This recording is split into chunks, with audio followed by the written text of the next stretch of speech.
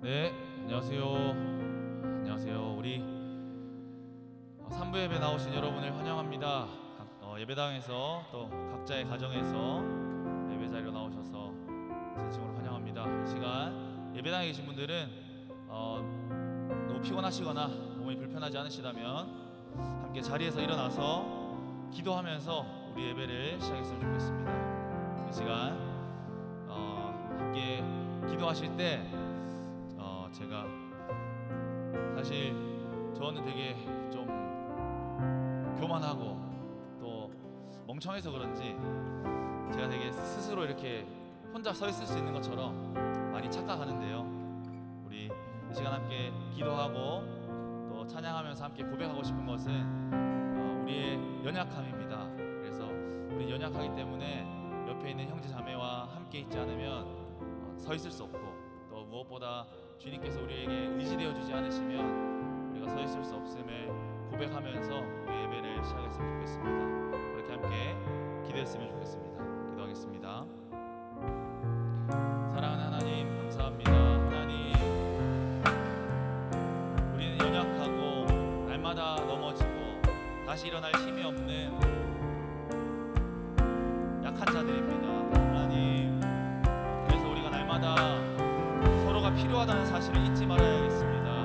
우리 형제 자매들이 나의 손을 붙잡아주고 나를 일으켜주고 내가 힘들 때 기댈 수 있는 존재가 되어주지 않으면 내가 이 시간들을 끝까지 견뎌낼 수 없다는 것을 우리가 인정해야겠습니다. 무엇보다 우리의 유일한 피난처 되신 예수님, 우리의 피할 바위 되신 예수님, 그 예수님께 우리가 의지하지 않고서는 우리가 우리의 믿음을 지켜낼 수 없음을 고백합니다. 주님, 이 시간도 우리가 예배 가운데 주님께 의지합니다. 우리가 예수 그리스도 흔들리지 아니하는 그 반석, 그 바위에 의지합니다.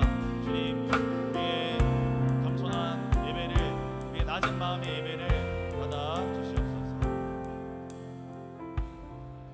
이 모든 말씀 살아계신 예수 그리스도 이름으로 기도드립니다. 아멘.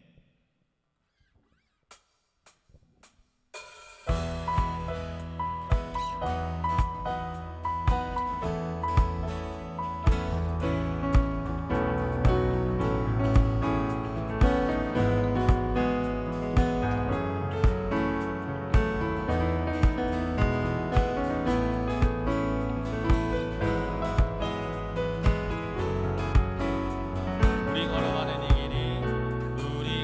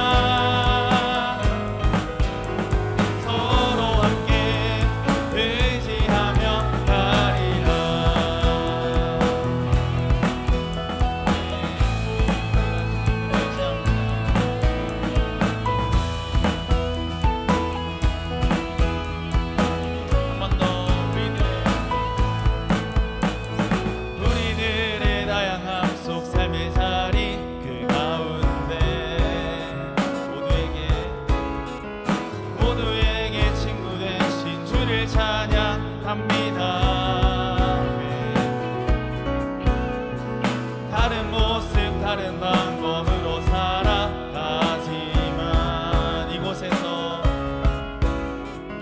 이곳에서 하나 되어 주를 노래합니다. 우린 지금 한 몸으로 마음 모두 담아서 아름다운 주를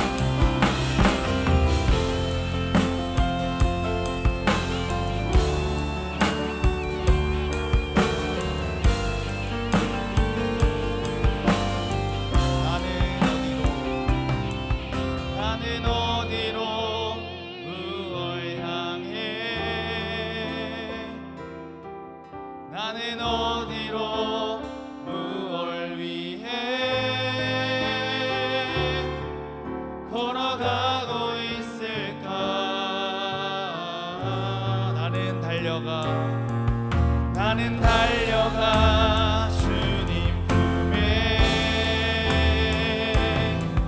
나를 부르신 주의 집에 영원히 거하리.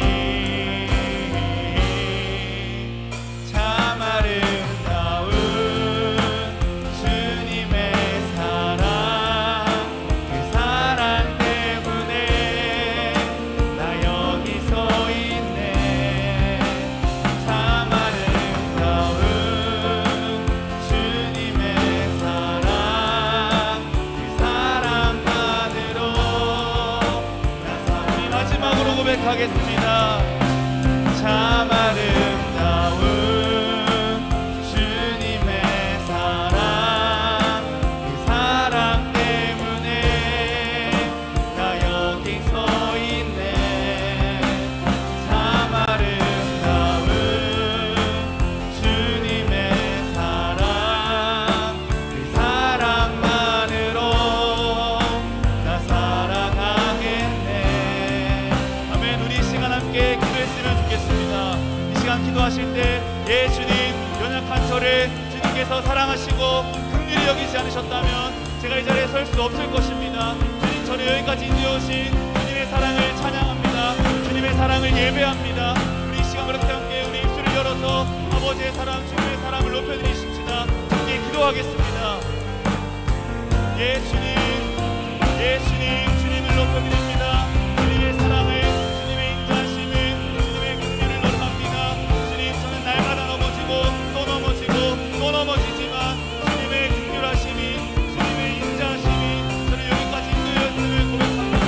예 주님, 예 주님, 주님의 사랑을 여기까지 인도하였음을 고백합니다. 주님의 사랑을 인하여, 주님의 선하심을 인하여 찬양합니다.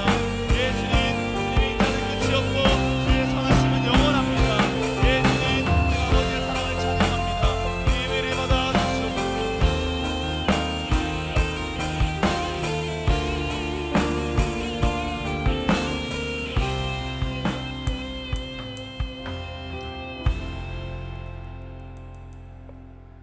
할렐루야. 우리를 사랑하셔서 오늘도 이 자리에 불러주신 하나님을 찬양합니다.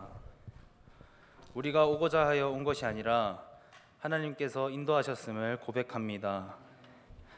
각기 다른 모습으로 다른 곳에서 삶을 살아오다 하나의 모습으로 모이게 하셔서 감사합니다. 하나님, 이 예배에 함께하는 자들 중에서는 상처가 있는 자가 있고, 어제와 오늘 죄를 지은 자가 있고, 갈급한 자가 있으며 외로운 자가 있고, 스스로 보잘것없다고 하는 자가 있습니다.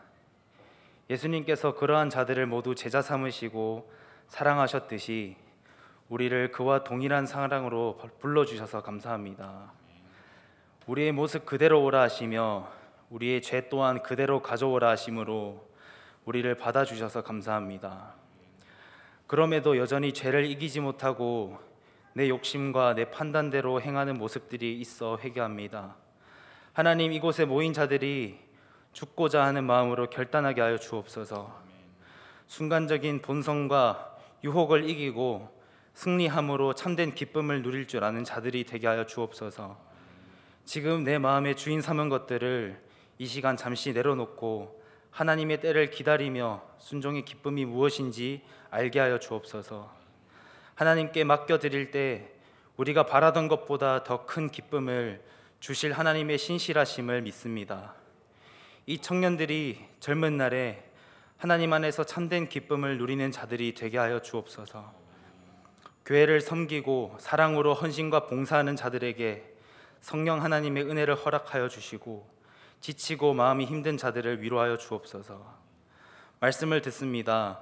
전하실 목사님에게 성령의 은혜가 충만하게 하여 주시고 우리의 영혼의 귀가 열리게 하여 주옵소서. 또한 이곳에 모인 자들이 신령과 진정한 예배로 나아갈 수 있게 은혜를 더하여 주시고 오고 있는 발걸음과 오지 못한 자들에게도 동일한 은혜 허락하여 주옵소서. 오늘도 하나님의 인자하심을 느끼게 하여 주옵소서. 이 모든 말씀 우리의 죄를 짊어지셔서 중보자가 되신 예수 그리스도의 이름으로 기도드립니다. 아멘. 이 시간 모두 자리에서 일어나셔서 함께 십계명 교독하시겠습니다.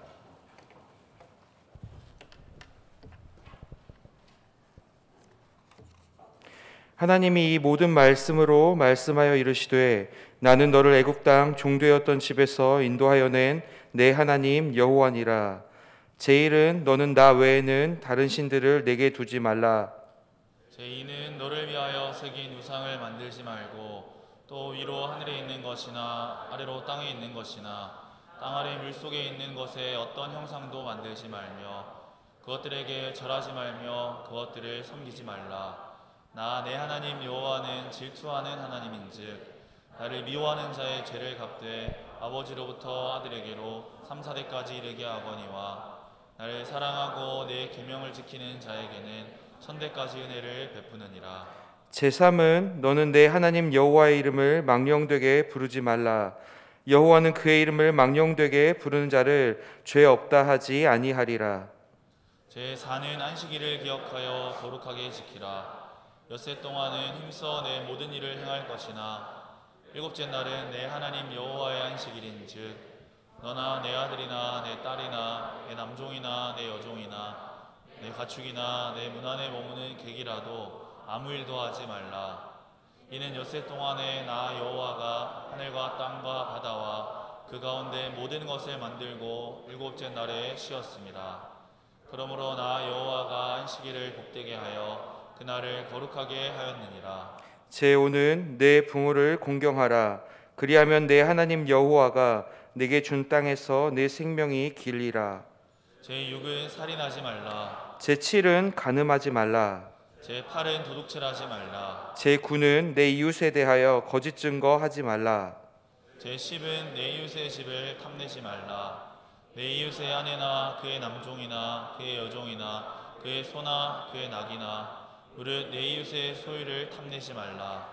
예수께서 이르시되 내 마음을 다하고 목숨을 다하고 뜻을 다하여 주 너희 하나님을 사랑하라 하셨으니 이것이 크고 첫째 되는 계명이요 둘째도 그와 같으니 내 이웃을 내 자신같이 사랑하라 하셨으니 이 두 계명이 온 율법과 선지자의 강령이니라. 아멘. 모두 자리에 앉으시겠습니다. 이 시간에는 우리 이찬영 형제가 주님 손잡고 일어서세요라는 찬양으로 우리 특송 올려드리시겠습니다. 큰 박수로 맞이해 주시기 바랍니다.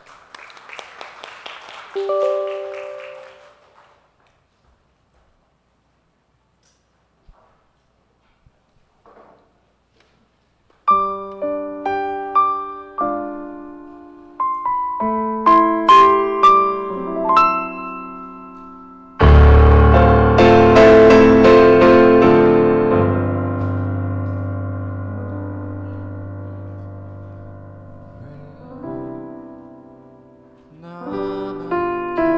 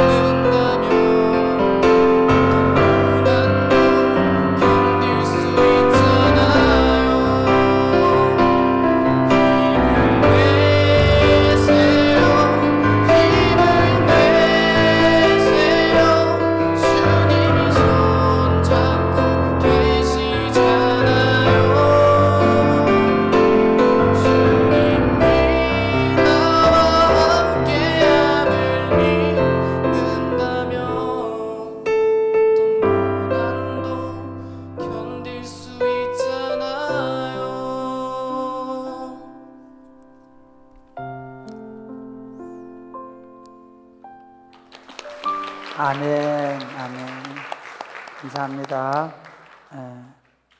1900년대 찬양을 2000년도에 친구가 이렇게 아름답게 불러주셔서 기뻐해서 합니다. 저는 사실은 1부, 2부 예배할 때 이 찬양을 녹화된 걸 들었는데 정말 저는 처음 딱 이 제목을 보고는 야, 이 친구가 이 찬양 어떻게 소화하지?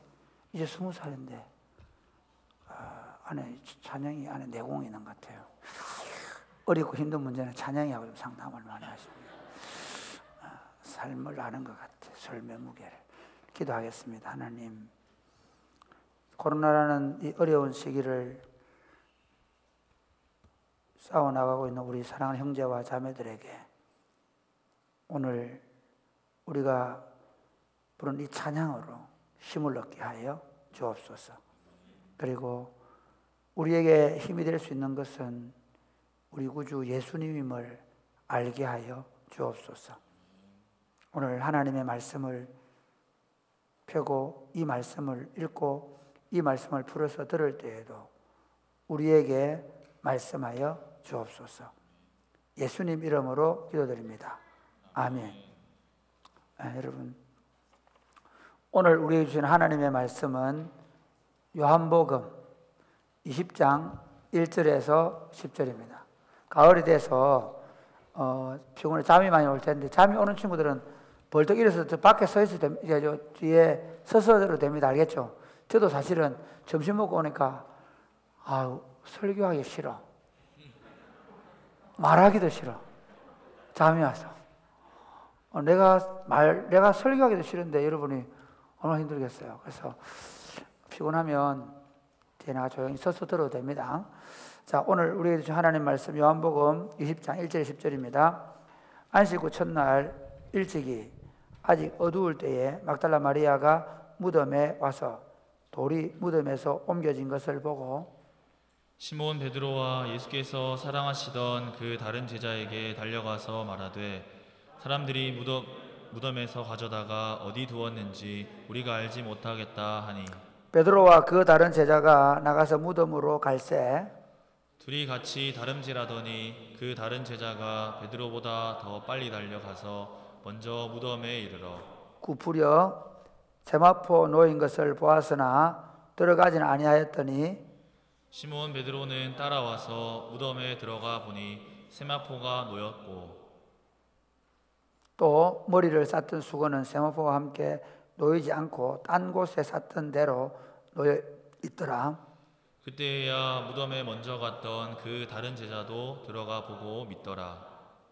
그들은 성경에 그가 죽은 자 가운데서 다시 살아나야 하리라 하신 말씀을 아직 알지 못하더라. 이에 두 제자가 자기들의 집으로 돌아가니라. 아멘. 여러분, 인생 최대의 문제는 죽음입니다. 우리가 코로나 오기 전에 보면 AI 시대가 오면 어떤 편리함이 있고 그다음에 생명공학이 발전하면 우리가 얼마나 오래 살고 그러면서 우리는 어떻게 웰빙 할 것인가를 얘기하고 그리고 주말이 되면 이 여유로운 주말을 어떻게 보낼 것인가 그런 얘기들을 많이 하다가 갑자기 딱 코로나가 닥치니까 어떻게 됐습니까? 연세 드신 분들이나 젊은 사람이나 다 같이 이 코로나로 인하여 생기는 질병 그리고 그 질병으로 인하여 혹시나 모르는 생명의 그 위험 앞에서 모든 사람들이 다 모든 논의 모든 것들이 다 그 코로나라는 질병에 함몰되어 버렸습니다. 그처럼 사실은 우리가 지금 젊기 때문에 죽음에 대해서 조금 멀리 있다고 생각해서 그렇지 죽음은 인생 최대의 숙제입니다. 이 문제를 풀지 못하면 황제가 되어도 이 죽음 앞에 쩔쩔맵니다. 이 문제를 풀지 못하면 그가 아무리 많은 재물을 가지고 있어도 그 죽음 앞에서 벌벌 떨다가 죽음을 맞이할 수밖에 없습니다. 그만큼 죽음은 인생 최대의 숙제입니다. 이 죽음을 해결하기 위해서 사실은 이 죽음의 문제를 해결하기 위해서 수많은 종교들이 생겼다고 해도 과언이 아닙니다. 종교는 결국 이 땅에 사는 동안에 우리보다 더 강력한 어떤 세력을 신의 힘으로 이겨보겠다라고 하는 건데, 이 땅에서 누리는 삶의 어떤 여러 가지 복이나 또는 그런 것들도 종교가 주는 힘이 있지만, 그것보다 더 중요한 종교의 의미는 우리가 죽고 나면 어떻게 될 것인가 하는 답을 주려고 합니다. 그래서 불교에서는 어떻게 하냐면 우리 죽음 이후에는 여러 모양으로 이렇게 윤회한다고 설명합니다. 그래서 사람은 죽음으로 끝나는 게 아니라, 죽음으로 끝이 나는 게 아니라 또 뭐 다른 동물이 되거나 또 다른 걸로 되고 또 다른 걸로 되고 또 다른 걸로 되어서 결국에는 해탈에 이르른다, 뭐 이런 얘기를 하고요. 그다음에 그 유교는 어떻게 얘기하죠? 죽으면 조상신이 된다. 그래서 조상신이 되기 때문에 우리가 그 조상신을 잘 모셔야 한다, 이런 얘기를 합니다. 여러분들이 우리가 뭐 누가 돌아가셨다 또는 연예인들이 죽었다 그러면 다들 댓글로 몰려 좋은 곳에 가세요. 또는 어른들은 좀 이걸 어려운 말로 영면하십시오, 이렇게 이야기합니다. 그럼에도 불구하고 여러분, 사람들이 그 종교를 가지고 있다고 해서 죽음의 문제를 해결할까요? 아닙니다. 사람들은요, 그 죽음 앞에서 다 절망합니다. 여러분의 사랑하는 가족들의 죽음 앞에서 절망하는 모습을 여러분 부모님들이나 주변 사람들 중에서 보았을 것입니다.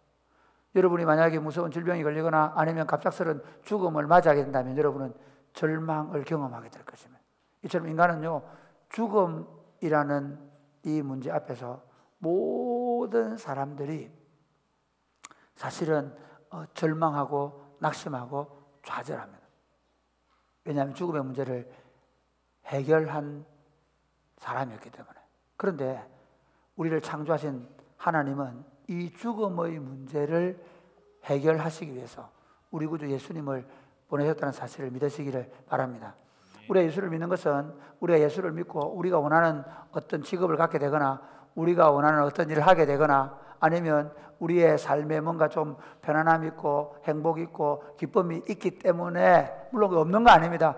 그래서 예수를 믿는 것이 아니라 예수를 믿는 이유는 예수 그리스도를 통해서 생명과 그리고 부활을 우리가 믿기 때문입니다. 하나님은 예수님을 보내셔서 우리에게 영생을 선물로 주시고 우리로 하여금 부활의 생명을 주시려고 예수님을 보내셨다는 것입니다. 여러분, 우리 신앙생활은 그 생명과 부활에 들어가는 겁니다. 만약에 예수를 믿음에도 불구하고 생명과 부활을 믿지 못한다면 그건 참 시간을 낭비하는 사람일 것입니다.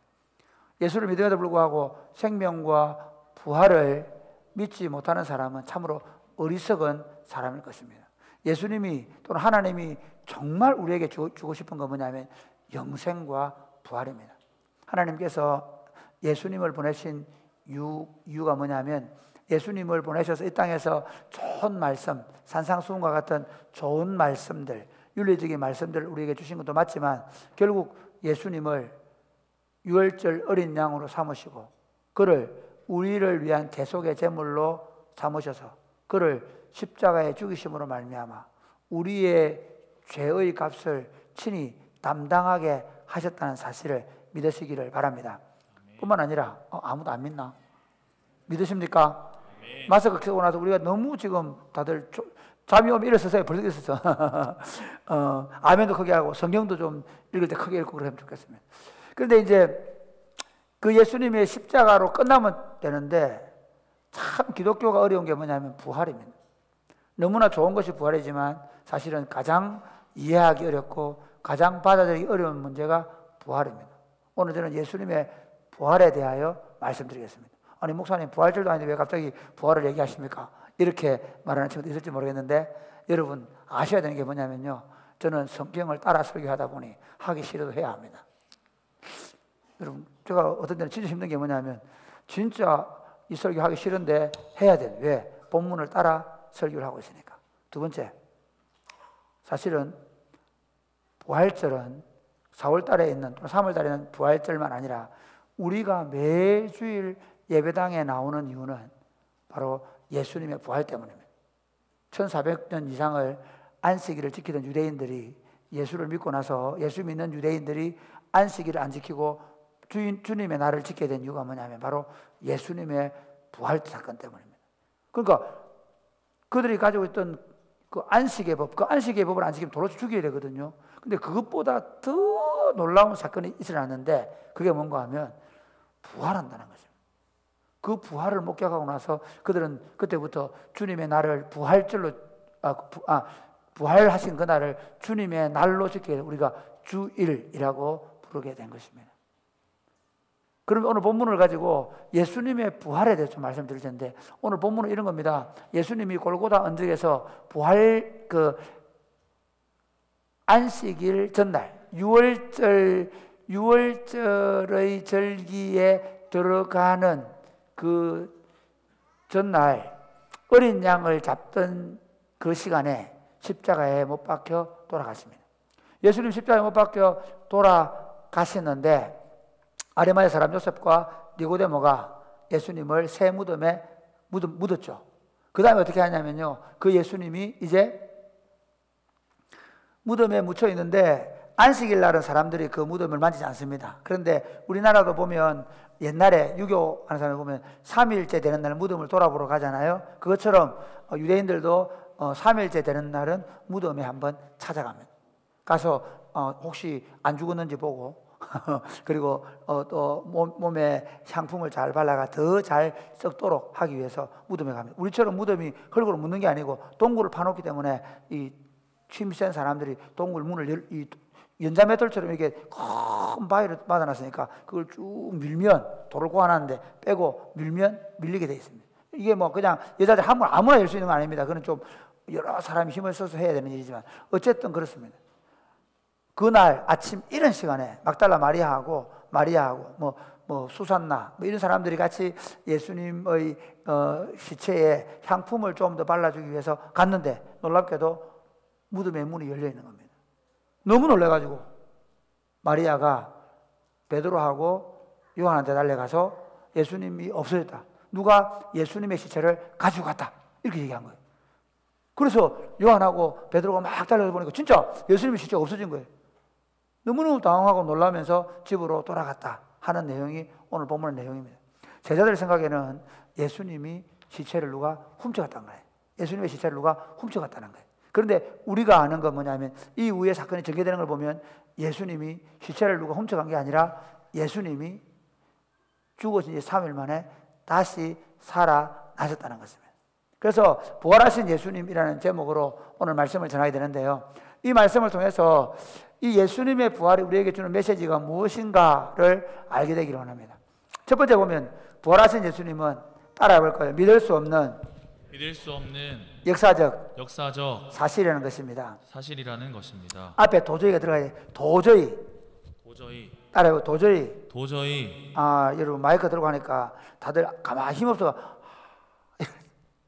피곤하다고 같이 해요. 도저히 믿을 수 없는 역사적 사실이라는 것입니다. 예수님의 부활은 도저히 믿을 수 없는 역사적 사실이라는 겁니다. 이게 이런 겁니다. 원래 이 예수님의 부활에 대해서 진짜 이게 믿을 수 없는 거예요. 그러니까 다른 종교는 믿을만 합니다. 왜냐하면요, 여러분 그 석가모니 그러니까 그 고타마 시타르타도 역사적 인물이거든요. 그리고 왕자였는데 그 사람이 보리스나무 밑에서 수도를 하다가 그래서 그분이 죽었는데 죽어서 보니까 막 구슬 같은 사리가 많이 나온 거예요. 그 사리를 온데 지금 막 해놨잖아요. 사실입니다. 역사의 사실. 그렇죠? 그 다음에 유교, 공자도 어떻습니까? 공자도 역사적 인물입니다. 그리고 그분이 인으로 나라를 다스리겠다고 해가지고 그 인의 사상을 가지고 나라를 다스리도록 해서 중국이라는 나라가 그래서 그 공자의 가르침을 받던 시대가 있었죠. 우리나라도 500년 동안 그 공자를 섬기던 공자의 가르침을 따라 섬기던 조선시대가 있었습니다. 그렇죠. 역사적 사실입니다. 그 믿을만 해요. 왜? 사람이 태어나가지고 좋은 가르침을 가르치고 그 다음에 뭐 무소유를 가르치고 하니까 좋은 가르침이 따라왔어요. 근데 기독교는 진짜 어려워요. 왜 어려우냐? 예수님의 산상수만 믿으라면 너무 좋아요. 할렐루야. 예수님의 우리를 위해 십자가 돌아가서 믿으면 정말 고귀한 죽음이다. 믿을 수 있어요. 그런데 어디서 걸리냐? 부활. 죽은 사람이 살아났다는 거야. 이게 제일 어려운 문제예요. 그러니까 마하트마 간디 같은 사람도 그렇고요. 그다음에 많은 그 사람들이 예수를 믿는다 해요. 근데 어디까지 믿냐면 산상수훈의 예수님 또는 십자가에 못 박히신 예수님 이거 믿을 수 있어요. 심지어 독일의 좀 신신학자들 그러니까 이성적으로 예수를 믿겠다고 생각하는 사람들도 어디까지 믿냐면 예수님이 베푸신 가르침 그다음에 십자가에 죽으면 다 믿어요. 근데 어디에 걸리냐? 부활했다. 여기에 다 걸리는 거야. 이걸 어떻게 설명할 것인가? 기독교가 고민을 많이 했어요. 이걸 어떻게 설명해야 되냐? 여러분 이런 거 있잖아요. 여러분 혹시 대게 좋아 안 하는 사람? 좋아하는 사람? 좋아. 대게 먹기 좋아하는 사람. 대게는 어떻게 해줘야 돼요? 엄마가 가위로 잘 잘라서 발라가 쏙 뽑아가 그래 좋아하죠. 근데 여러분 대게 중에서 어디가 제일 맛있는 줄 알아요? 여러분 대게 중에서 어디를 제일 좋아해요? 대게는 좀 그래. 킹크랩. 킹크랩에서 어느 부위를 여러분 제일 좋아하십니까? 예? 다리. 몸통. 몸통. 존나 몸통 좋아하네. 그 다음 진짜 맛있는 부분 어디냐면요. 대게의 오른발. 그래 안 생겼어요? 대게의 오른발. 이래 안 생겼어요 이렇게? 이걸 팍 자르잖아. 근데 제일 어려운 게 뭐예요? 이 대게의 앞발 거기 진짜 살이 막 꽉 차 있거든. 너무 맛있거든. 근데 어떠노? 그걸 먹으려면 누가 꽉 잘라줘야 되잖아. 이제 제일 어려운 게 그거야. 좋기는 좋은데 그걸 발라먹기 싫은 거. 기독교도 그래. 기독교도 진짜 가르침이 좋고 말씀도 좋고 한데 진짜 어려운 게 부활 문제를 해결 못한 거야. 그래서 어떻게 하냐? 예수님의 부활은 이거는 예수님의 부활은 예수님의 제자들이 예수님이 죽었다가 살아날 거라고 했으니까 누가 제자들이 훔쳐가가지고 숨겨놓고 예수님 부활했다 이렇게 말했다고 생각하는 사람이 있어요. 또 어떤 사람은 예수님이 기절했다. 생각해봐라. 십자가에 못 박혔다. 기절했다. 진짜 죽은 게 아니다. 이렇게 설명하는 분들 계세요. 근데 문제가 있어요. 뭐냐면요. 그거는 예수님이 어떻게 해서 죽은 줄 알고 창으로 확 찔렀잖아요. 그것도 요한이 봤잖아. 창으로 찔러가 물과 피가 다 쏟아졌잖아. 그게 좀 어려워요. 그 다음 또 재미있는 설명은 뭐냐면 많은 그 신신학자들이 환상을 봤다. 왜? 예수님이 이게 너무 예수님을 좋아하다 보면 여러분 그런 거 영화 같은 데 보면 그런 거 있잖아요. 막 무덤에서 울고 있는데 뿅 누가 나타나잖아. 그렇죠? 너무 좋아해가지고 제자들이 너무 예수님을 보고 싶어 하니까 환상을 봤다는 거야. 그렇게 설명하는 분이 계세요. 근데 문제가 있어요. 여기에 제일 큰 문제는 뭐냐면요. 예수님의 부활을 진짜 예수님 제자들이 안 믿었다는 거예요. 예수님 제자들이 막 믿으려고 노력을 했다 그러면 뭐 훔쳐갔든지 환상을 봤든지 막 이러면 좋은데 진짜 웃기는 거 뭐냐면 예수님의 제자들이 안 믿었다는 거예요. 한번 보세요. 마가복음 오늘 본문에 한번 보세요. 오늘 마가복음 16장 1절 한번 보실까요? 같이 마가복음 16장에 시작. 안식일이 지남에 막달라 마리아와 야고보의 어머니 마리아와 또 살로메가 가서 예수께 바르기 위하여 향품을 사다 두었다가 안식 후 첫날 매우 일찍이 해도 들 때에 그 무덤으로 가며 서로 말하되 누가 우리를 위하여 무덤 문에서 돌을 굴려 주리요 하더니. 여기 보면 막달라 마리아, 야고보 어머니 마리아, 살로메 이런 사람을 가는데 이건 이 사람들이 가는 이유가 뭐냐면요. 예수님의 부활을 보러 가는 게 아니에요. 사실 이 여자들이 예수님을 정말 사랑하는 사람들이거든요. 예수님 말을 정말 제일 잘 들은 사람들이 누구냐면 바로 이 사람들. 제일 가까이에서 예수님을 보면서 예수님을 만나고 예수님의 말씀을 제일 잘 따라갔던 사람들인데 심지어 이 사람들까지도 예수님의 부활을 아예 생각도 안 하고 있었어요. 예수님 시체에 어떻게 하면 잘 향품을 발라가지고 냄새 안 나게 잘 썩어서 흙으로 돌려보내까 그 생각을 한 거예요. 심지어 예수님의 제자들은 더 했어요. 한번 보실래요? 16장 10절 11절 시작. 16장 10절 11절 시작. 아닌데 내가 할게. 누가 잘 이렇게 보고 있으래. 마리아가 가서 예수와 함께 하던 사람들이 슬퍼하며 울고 있는 중에 이 일을 알림해. 그 후에 그들은 예수께서 살아나셨다는 것과 마리아에게 보이셨다는 것을 듣고도 믿지 아니하더라. 뭐라고요? 그들은 예수께서 살아나셨다는 것과 마리아에게 보이셨다는 것을 뭐하고도? 듣고도 믿지 않아요. 심지어 이 사람들은 그러니까 실제로 본 사람들이 예수님 살아났다 마리아가 얘기하는데도 믿지 못하는 거야. 그 다음 또 한번 볼까요? 그 다음 바로 16장 12절 시작. 그 후에 그들 중 두 사람이 걸어서 시골로 갈 때에 예수께서 다른 모양으로 그들에게 나타나시니 그 다음에 두 사람이 가서 남은 제자들에게 알리었으되 역시 믿지 아니하니. 이게 지금 여러분들이 그 사람들이 신신학자들이나 그 다음에 그 예수님을 좀 설명해 주고 싶은 사람들, 예수님의 복음을 좀 옹호해 주고 싶은 사람들, 그래도 인간의 사람들이 도저히 믿을 수 없는 사건, 이 부활 사건을 좀 이렇게 대충 좀 가리워 주고 싶은 사람들 생각은 예수님의 제자들이 예수님의 말씀을 믿고 예수님이 부활했다고 할 거라고 얘기했으니까 이 부활 사건은 이런 식으로 전개됐을 거다. 뭐 실제로 숨겨놓고 그래 부활했다 얘기했을 거나 뭐 환상을 봤거나 그랬을 거라고 얘기하는데 실제로 제자들은 안 믿었어요.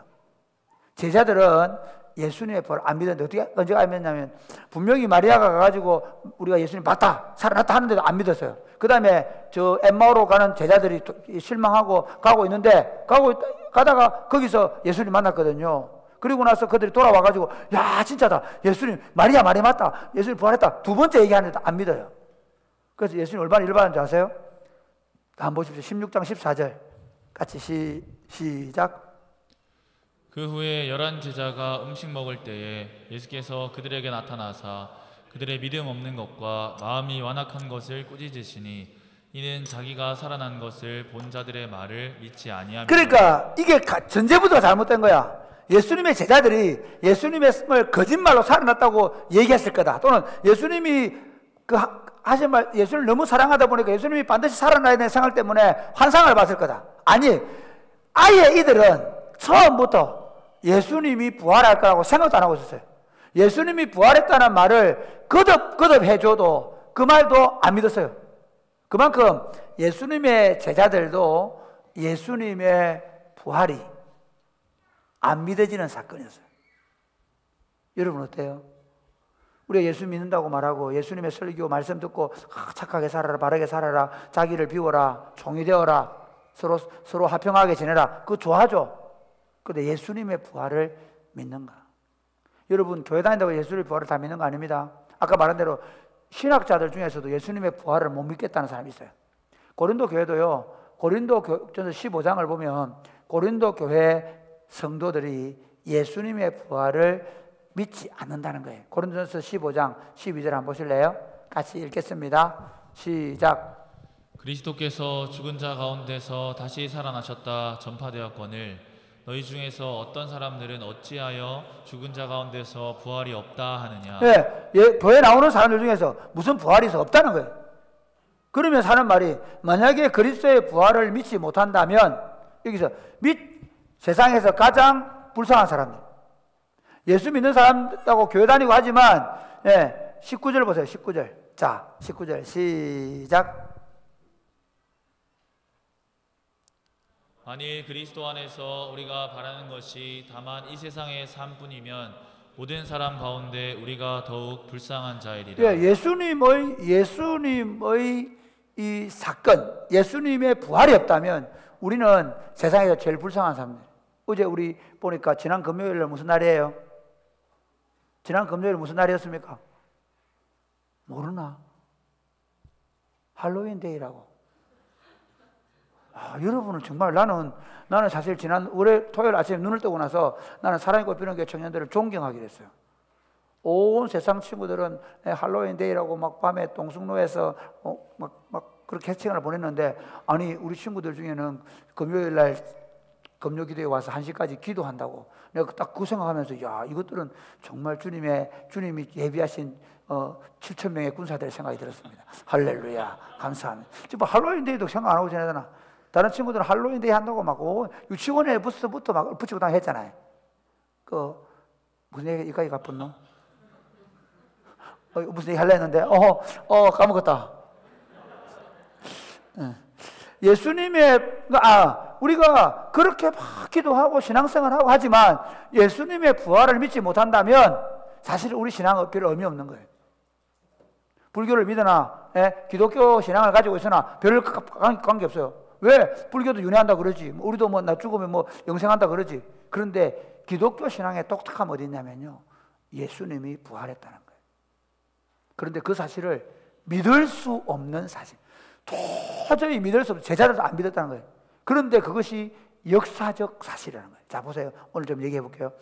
이 요한복음 20장은요 재밌는 게 사도 요한이 예수님을 제일 옆에서 예수님이 사랑하시는 제자거든. 여기 본문에 보면 오늘 베드로와 그 예수님이 사랑하시는 제자, 그 사랑하는 제자가 누구냐면 요한이에요.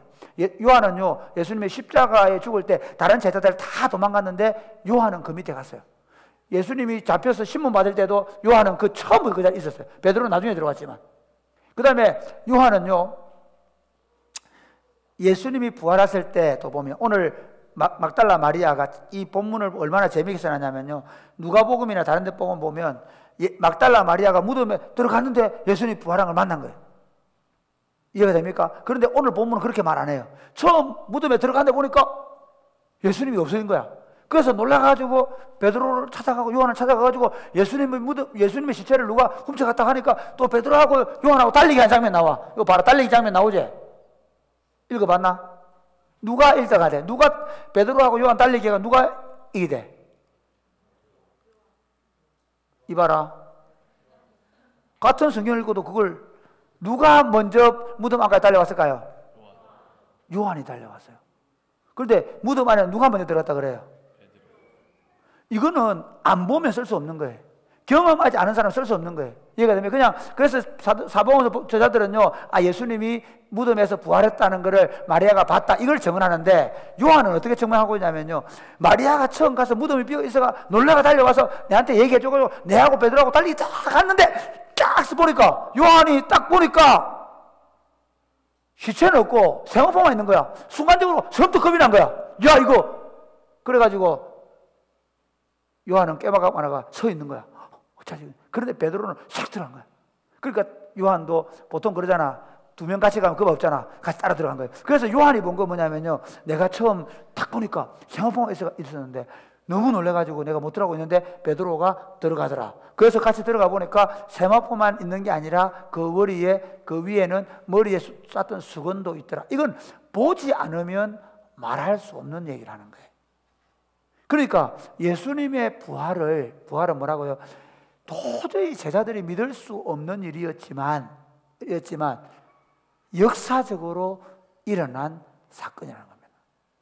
우리 이성, 우리 경험, 우리 어떤 과학적인 여러 가지 데이터, 여러분 믿을 수 있는 일입니까? 없습니다. 그런데도 놀라운 건 뭐냐면 그걸 믿지 못하던 제자들이 예수님의 부활을 경험한 다음에 어떻게 했는지 아십니까? 모든 사람들이 예수님이 부활하신 것을 믿는 복음을 전가하다. 여러분 우리는 예수님 십자가를 많이 정하는데 실제로는 이 사도행전에 보면 우리가 예수의 부활을 정언하러 가자 그러거든요. 예수님의 부활을 정언하다가 다 십자가에 못 박혀 죽거나 화형당해 죽거나 목 잘려 죽거나 베드로 거꾸로 달려 죽고 바울 목 잘려 죽고, 그렇죠? 예, 다 그런 식으로 죽고 도마는 창에 찔려 죽고. 그러니까 다들 예수님의 복음 때문에 죽으면서도 예수님이 부활했다라고 말할 수 있던 것은 그들이 직접 목격했기 때문에 예수님의 부활은 역사적 사실이라는 겁니다.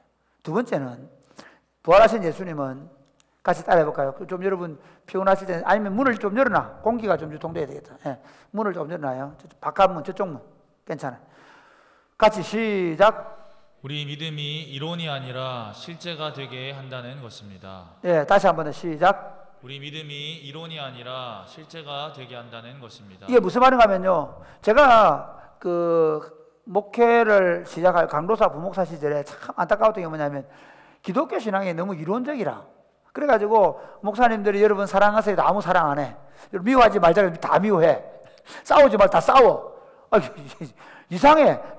여러분 하나님 어려운 일 생기면 감사하는 게 아니라 다 원망해. 뭘까? 여러분 한번 생각해 보세요. 기독교 신앙이 이론에 거칠 경우가 얼마나 많아요. 여러분이 실제로 예수님을 믿는다면 보세요. 환난 어려운 일 생기면 어떻게 됩니까? 어려운 일 생겼구나. 그래가지고 입을 뒤로 쓰고 막 나를 망했다. 그래 하는 게 아니라 성경이 뭐라 하죠? 환난 날에 나를 부르라. 내가 너를 들으리니 네가 나를 영화롭게 하라. 주님 어려움 생기면 어떻게 합니까? 이야, 내가 하나님께 기도하면 하나님이 나 때문에 영광스럽게 되겠구나. 그런 생각으로 기도해야 되잖아요. 안 해요, 잘. 설교는 좋아해. 들을 때 아멘 할렐루야 하는데 설교 끝나고 나면 아무 일 없다 듯이. 심지어 이렇게 얘기하죠. 여러분, 제가 설교할 때마다 뭐랍니까? 아내들이여 남편에게 복종하라. 또 한다, 또 한다, 또 봐라, 또 봐라. 목사님 요즘 사모님 피받고 왔나? 이러면서 막 짜고 상하는 거야. 어느 시대, 지금 어느 시대인데 지금 목사님이 아내들에게 순복하라 얘기하나? 그렇게 생각하는 분들이 계세요. 와, 성경이 실제로 우리 삶에 실현이 안 되는 거예요. 그런데 예수님의 부활이 우리의 신앙을 이론이 아니라 실제가 되게 한다는 말은 무슨 말이냐면요. 오늘 9절 말씀 한번 보죠. 9절 읽어보실래요? 시작. 그들은 성경에 그가 죽은 자 가운데서 다시 살아나야 하리라 하신 말씀을 아직 알지 못하더라. 이게 무슨 말이냐면요. 분명히 예수님이 세 번이나 뭐라고 하냐면 마태복음 16장에서 이렇게 얘기해요. 16장에서 내가 예수님이 돌아가시기 6개월 전에 드디어 가이사랴 빌립보 저기 가서 너희는 나를 누구로 하느냐? 주님은 그리스도시요 살아계신 하나님의 아들입니다. 고백하니까 야 바요나 시몬아 복이 있다고 얘기하면서 내가 진짜 말하게 되는데 실제로 내가 메시아다. 근데 메시아는 어떤 메시아냐? 내가 예루살렘 올라가서 장로들과 서기관들로부터 죽고 3일 만에 다시 살아나야 한다라고 얘기했어요. 그 다음에 또 좀 며칠 있다가 변화산 올라가셔가지고 또 예수님이 십자가에 죽으실 것에 얘기하다가 내려오면서 너희가 내가 이 사실은 절대로 말하지 말고 내가 죽은 후에 살아난 다음에 말해라. 죽으나 살아난다 얘기했거든. 두 번째. 그 다음에 예수님이 십자가에 돌아가기 일주일 전에 예루살렘에 올라오면서 제자들 보고 얘들아 이번에 내가 예루살렘 올라가는데 예루살렘 올라가면 장로들과 대제사장들로부터 죽게 된다. 그러나 3일 만에 살아난다 얘기했어요. 그런데 그 사람은 안 믿었어요. 왜 안 믿었을까요? 그들은 심지어 부활 신앙이 있었어요. 마리아가 막달라 마리아하고 누구? 마르다가 자기 오빠 나사로가 죽었을 때 너 오빠가 살아날 거다 이렇게 하니까 예, 죽은 자가 주님이 오시는 날에 우리가 다 살아날 줄로 믿습니다. 부활 신앙을 가했어요. 그런데 그게 실제로 일어날 줄은 몰랐다는 거예요. 오늘 본문에서 성경이 말하는 것을 그들은 알지 못해. 그 말에 무슨 말 안다라는 말은요 내용은 알아요. 내용은 예수님이 살아난다 하더라. 근데 그런 일이 있을 없다. 안 믿은 거예요. 들었어요. 듣기는 들었어요. 그런 거 많이 있죠 여러분. 듣기는 들어. 그래 한다 하더라. 원래 그래 해야 한다 하더라. 알고 있죠. 그런데 그렇게 살기는 안 되죠. 여러분 한번 보십시오. 범사에 감사하라 말 알아요 몰라요? 모르는 사람. 항상 기뻐하라 알아요 몰라요? 그럼 물어볼까요? 항상 기뻐하는 사람. 쉬지 말고 기도하라 알아요 몰라요? 알죠? 근데 기도해요 안 해요? 또 기도해라 그러면 또 간증할 때 나누면 보잖아. 그래 기도해야 된다 하더라. 기도하자 해내 3일쯤 안 해. 정말 화나는 일 있으면 어떻게 화를 내지. 절대로 기도 안 해. 더 안 해. 문제 생기면 입을 뒤집어 쓰는 게 빠르지. 기도 안 해. 몰라요? 알아요. 안 해요. 그런데 예수님의 부활이 우리가 머리로 알던 일이 실제가 됐다는 말 무슨 말이냐면요. 제자들도 그 얘기를 들었지만 너무 믿을 수 없는 얘기니까 아예 안 믿고 지냈어요. 그런데 실제로 예수님이 부활한 걸 보면서 말씀이 실제가 된 것을 경험한 거예요. 아멘입니까? 아멘. 그 제자들 그때부터 강해진 거예요. 여러분 신앙생활은 그런 겁니다. 여기 그들이 알지 못했던 이 안다는 이 말 기노스코라는 단어는요. 제가 여러분을 내가 우리 율빈이 안다 아니 제가 아는 사람은 제 아내밖에 없어요. 그게 안다라는 단어예요. 우리 부부 사이에서 아는 걸. 그건 부부 사이를 경험한 사이로 안다는 말이에요. 그러니까 우리가 신앙은 내가 예수님을 안다. 내가 하나님을 안다라고 말할 때 뭐냐면 하나님을 경험해서 알아야 돼. 신앙은 이론 아닙니다. 신앙은 실제입니다. 그러니까 어떤 사람 이런 식으로 설교를 뭐 매번 몇십 년 들어. 그러고 예수 믿는다. 내가 종종 그런 생각 많이 해요. 친구들 보면 뭐 나 예수 믿습니다. 예수 믿습니다. 예, 우리 부부는 예수 믿습니다. 근데 예수 믿는다 하는데 하나님 안다 하는데 알면 뭐 한다고요? 그분을 체험한 흔적이 있어야 돼요. 예수님의 부활은 우리가 도저히 믿을 수 없는 하나님의 말씀도 그대로 현실화된다는 사실을 믿도록 한 사건이에요. 죽은 자가 도저히 제자들이 믿을 수 없는 사건이었는데 그게 현실로 나타나면서 그때부터 이 사람들은 죽어도 좋다는 거예요. 그래서 그들은 어떻게 하냐면요, 예수님의 말씀을 그대로 믿고 그것을 그대로 전하다가 심지어 죽음을 맞이하기까지 하는 거죠. 여러분, 오늘 우리가 예수님의 부활을 믿는다는 말은 무슨 말이냐면요, 이제 내가 신앙을 머리로 하지 않겠다는 거예요. 이제부터 내가 들은 설교 말씀을 그대로 살아나가겠다는 거예요. 고민하는 척 해요. 아니, 고민할 거예요. 실제로 고민해요. 그런데 고민만 하고 많은 사람이 너무 많아요. 늘 그래야 되는데. 알겠습니다. 알기는 뭘 알아? 지금 하고 싶다는데. 정말입니다. 그게 우리 안에 그러니까 신앙생활을 이론으로 하는 사람들은요, 알겠습니다. 예, 목사님, 압니다. 제가 알고 있습니다. 안다는 건 뭐라고요? 실제화시키는 거예요. 예수님의 부활을 믿는다고 하면요, 어떠한 상황 속에서도 하나님의 약속의 말씀을 그대로 믿고 살아가는 것입니다. 할렐루야. 아멘. 먼저 말씀드린 대로 내 아내를, 그리스도께서 너희를 위하여 생명을 주신 것처럼 너 아내를 사랑하라. 남편들 어떻게 사랑해야 돼요? 남편들 뼈가 어스러지도록 사랑해야 돼요. 할렐루야. 아무도 아멘 안 하네. 그럴 마음이 없는 모양이지. 시온이 아빠,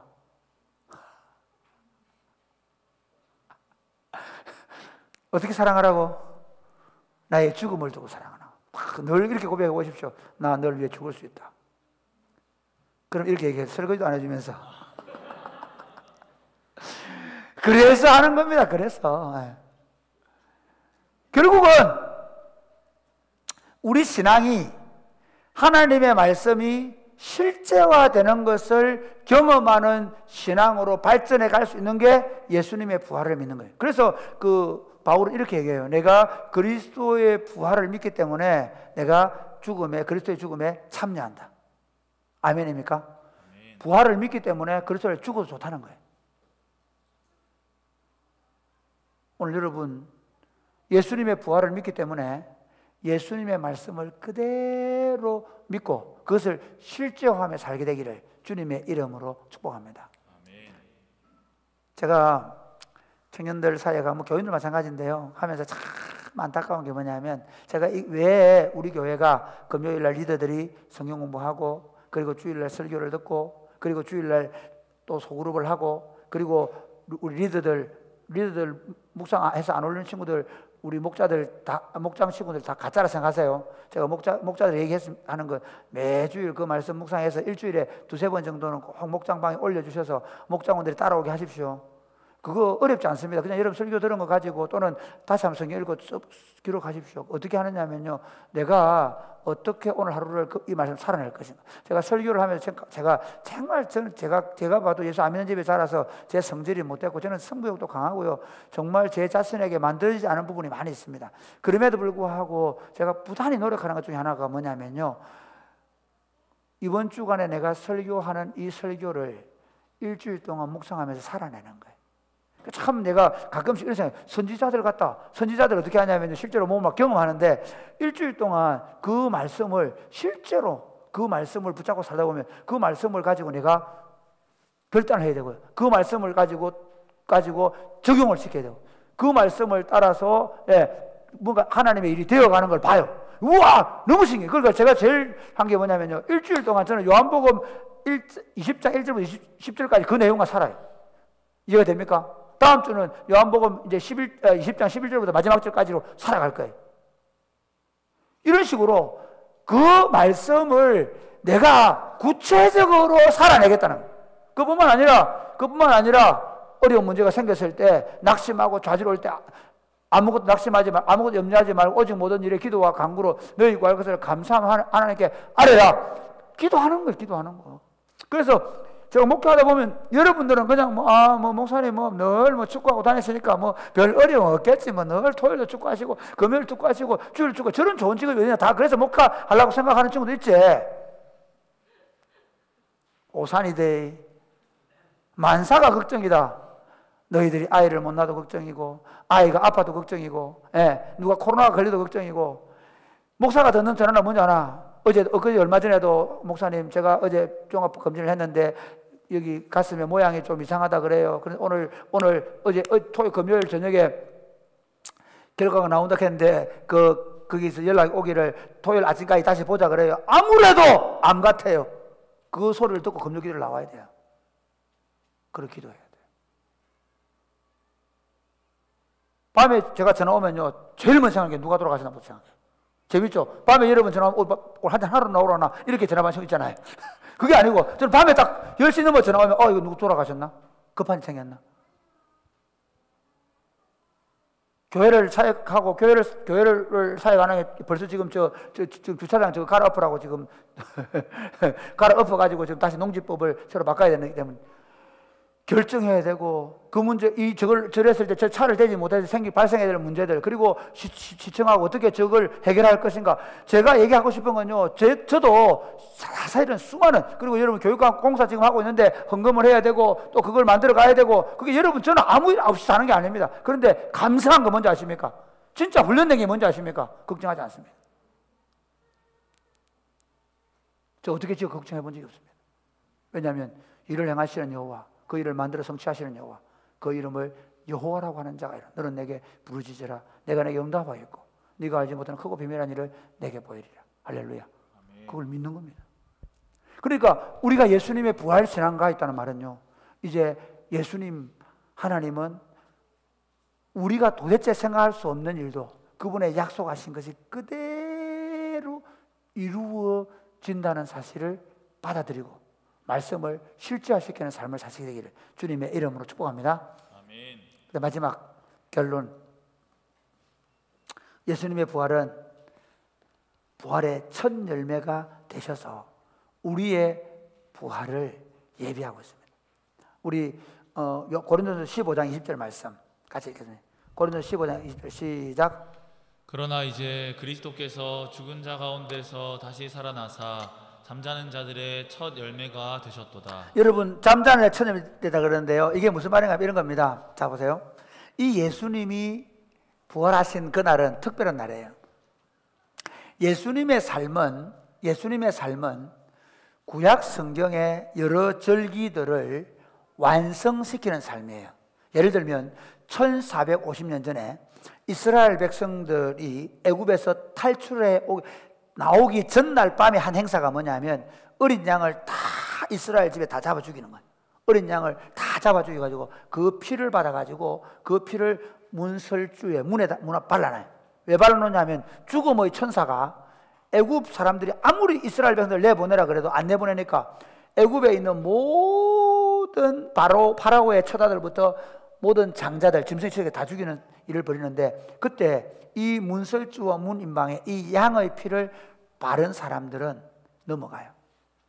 이게 유월절 넘어간다는 말이거든요. 그 다음에 그 양고기를 그날 밤에 먹고 그리고 다 나올 준비를 해요. 나올 때 뭐라 밀가루 반죽 있죠. 밀가루 반죽 부풀리지 않은 밀가루 반죽을 다 만들어 짊어지고 왜 나와서 그걸 먹어야 되니까 구워 먹어야 되니까 그걸 짊어지고 출동 준비를 하고 있었던 거예요. 그날이 유월절 날이에요. 예수님이 바로 1450년 전에 죽었던 어린 양처럼 우리 죄를 지시고 십자가에서 죽으신 날이 바로 그날 예수님이 십자가에 죽으신 날 그날이 유월절 어린 양으로 죽으신 거예요. 그래서 우리를 죄와 사망의 종에서 해방시킨 줄 믿으시기를 바랍니다. 애굽에서 이스라엘 백성들이 해방된 것처럼 우리를 죄와 사망에서 해방시킨 날입니다. 뿐만 아니라 예수님의 이 부활은 그 주간이 이스라엘 백성들이 자기들이 애굽에서 나온 날 기념해가지고 무교병을 먹어요. 그래서 무교절이라고. 무교절의 말은 효소 안 넣은 빵 있죠. 효소 안 넣은 빵, 부풀 누룩 없는 빵을 먹는 일주일 동안 먹어요. 그 날 중에 안식일 후 첫날이 무슨 날이냐면요, 초실절이라는데, 그날은 이렇게 해요. 저 남쪽에 있는, 이스라엘 남쪽에 있는 곳에서 그 밀이나 보리 이삭을 잘라와요.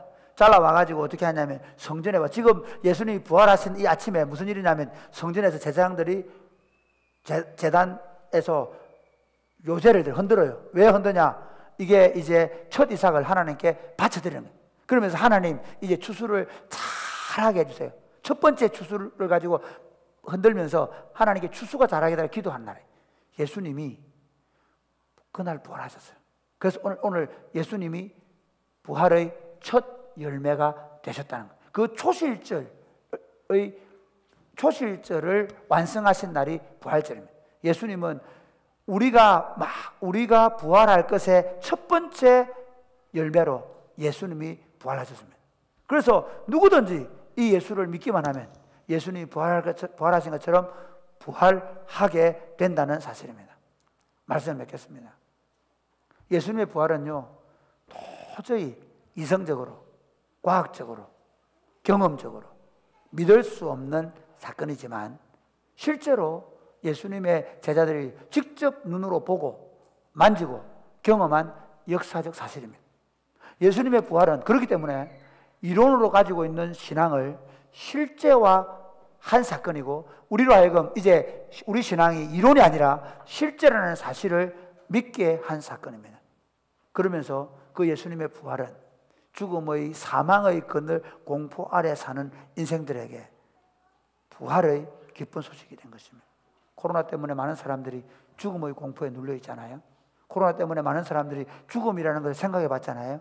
그러나 여러분 아십시오. 우리가 이웃에 희망을 낸다는 것은 이웃 사람들에게 도시락 하나 갖다 주고, 또는 같이 놀아주고, 또는 아이들과 같이 토요일마다 함께 와서 놀아주는 그 정도가 아니라 우리 이웃들에게 예수 그리스도를 믿으면 영생한다는 사실, 예수 그리스도를 믿으면 부활한다는 사실을 이 복음으로 전해서 그분들이 예수를 믿고 이 부활하신 예수님으로 말미암아 부활의 생명을 가지고 살게 하는 삶을 사는 것입니다. 사랑하는 여러분, 역사적인 부활의 이 역사적인 사실을 우리가 믿을 뿐만 아니라 부활하신 예수를 믿기 때문에 여러분의 삶 가운데서 하나님의 약속의 말씀을 믿는 믿음으로 그 하나님의 말씀이 실제화되는 삶을 살게 되기를 주님의 이름으로 축복합니다.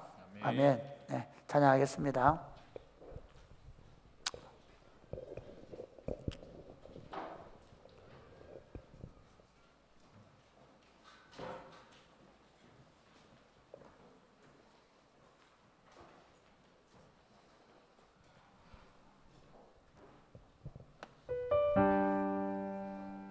우리 다 일어나 찬양하겠습니다.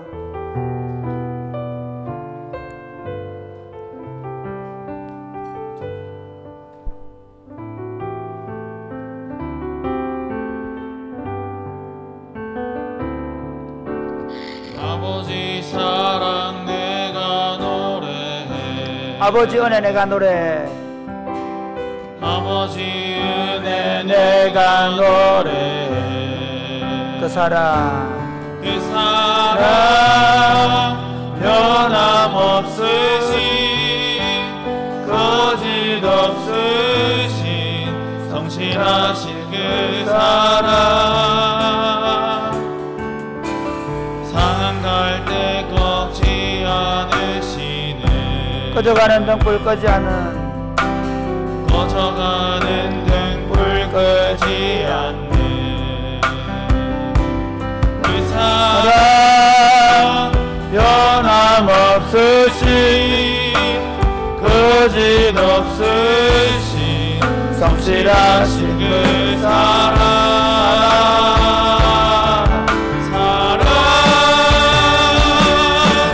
그 사랑,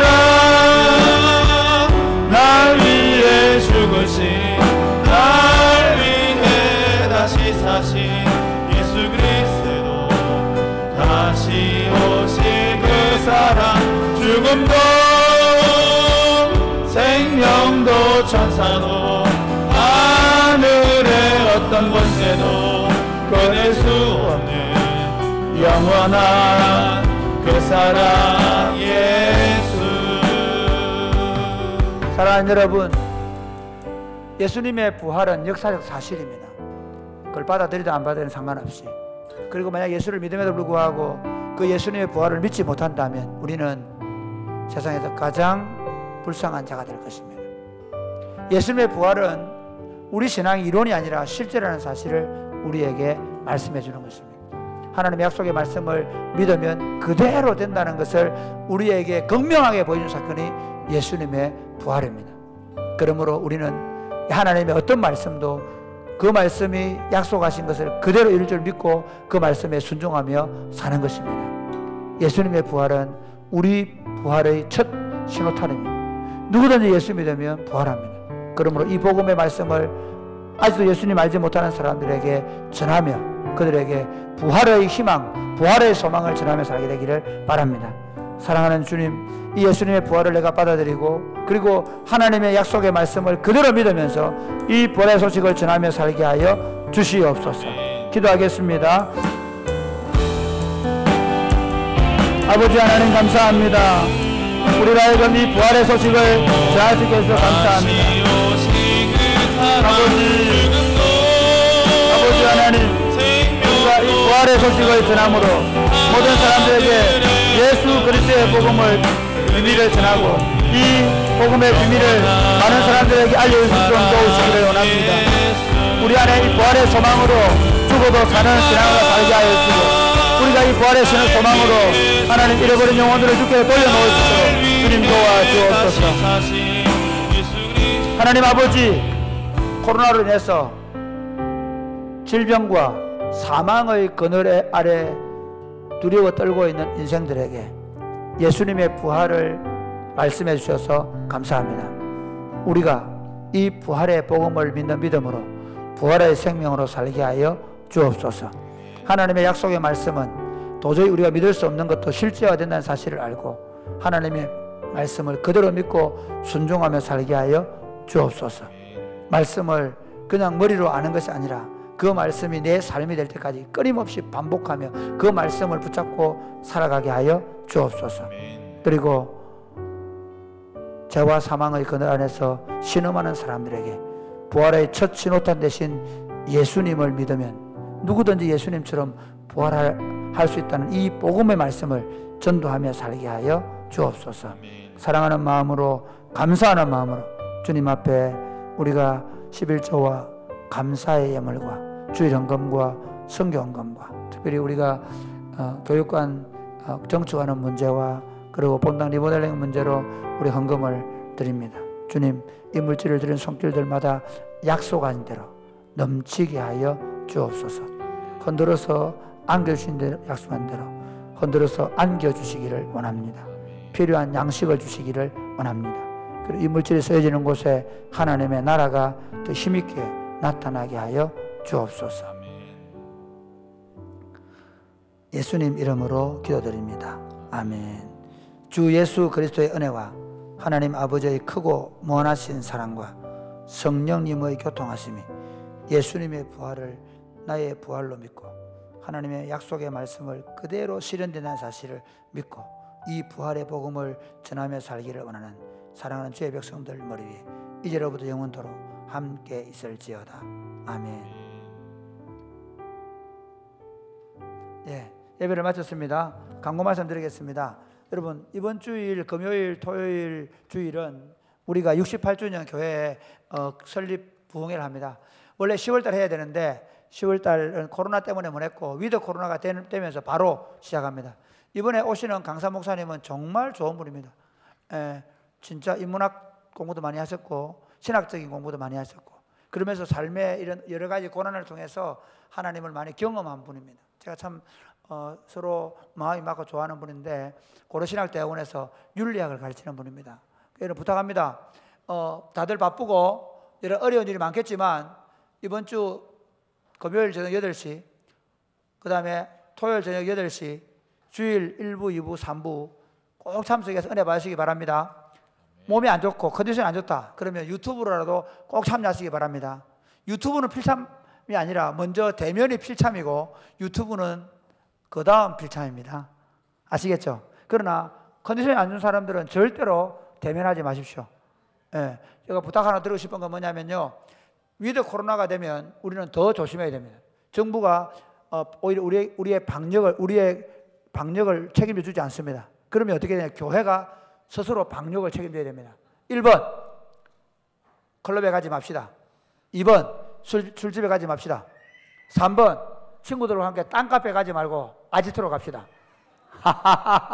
그래서 여러분 실제로요, 패스터가 왔을 때 유대인들이 그 패스터를 유대인들이 막아낼 수 있는 길이 있었습니다. 뭔지 압니까?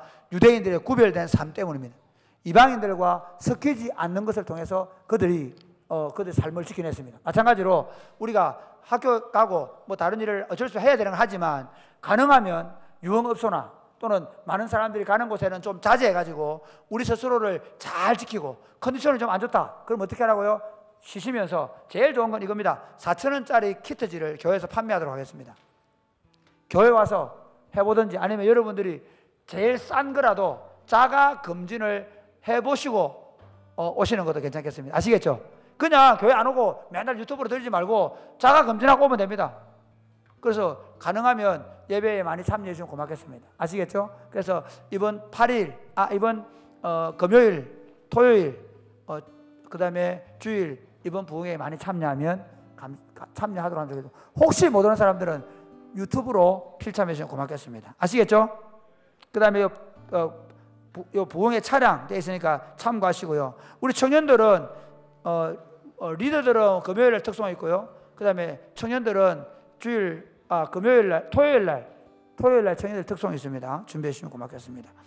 그 다음 토요일날 바쁘네. 이번에는 오후 2시에 우리 부모님들 잘 들으세요. 꼭 참석하셔야 됩니다. 이 백 프로그램, 그러니까 주일학교 우리 공과가 바뀌는데 우리 교단 공과를 주말 프로그램을 우리 교회가 종회교육원하고 개발을 합니다.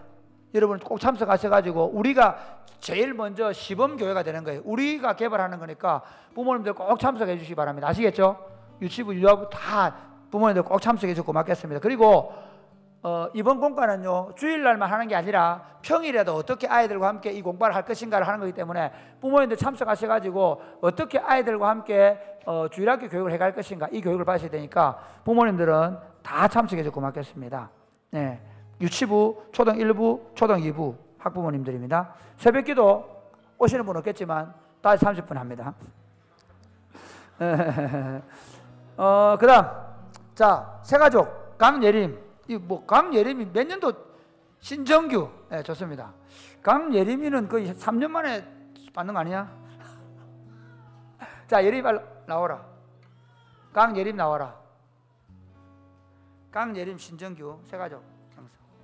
빨리 앞으로 나오세요. 네. 자, 주세요. 강예림 위 사람은 새가족 모두 가정을 다 맞아서 이 정서를 수여합니다. 2021년 10월 31일 사랑의 고편교회 담임 목사 고준관. 3년 만에 새가족 수료하시는 강예림을 박수 보내겠습니다. 자, 정규, 신정규 내용은 똑같습니다. 네.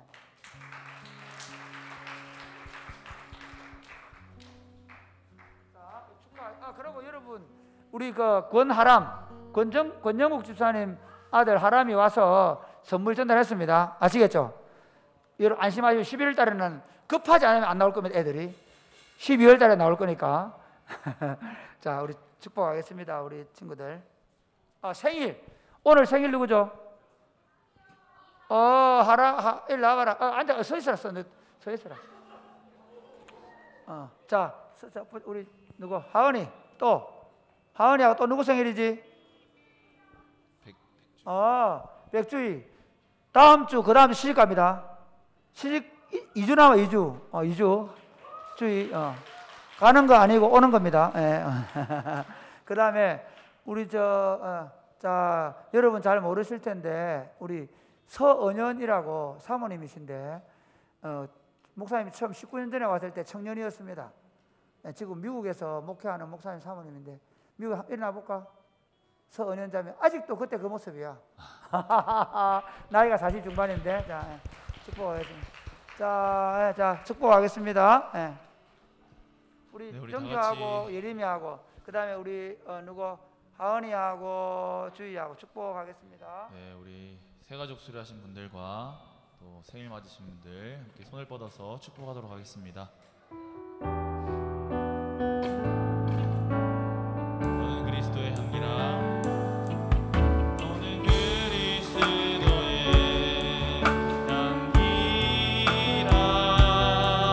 너는 그리스도의 편지라. 하나님 앞에서 그리스도의 향기니 너를 통해 생명이 흘러가리. 너를 통해 생명이 우리 다 같이 자리에서 일어나서 서로를 축복하시겠습니다.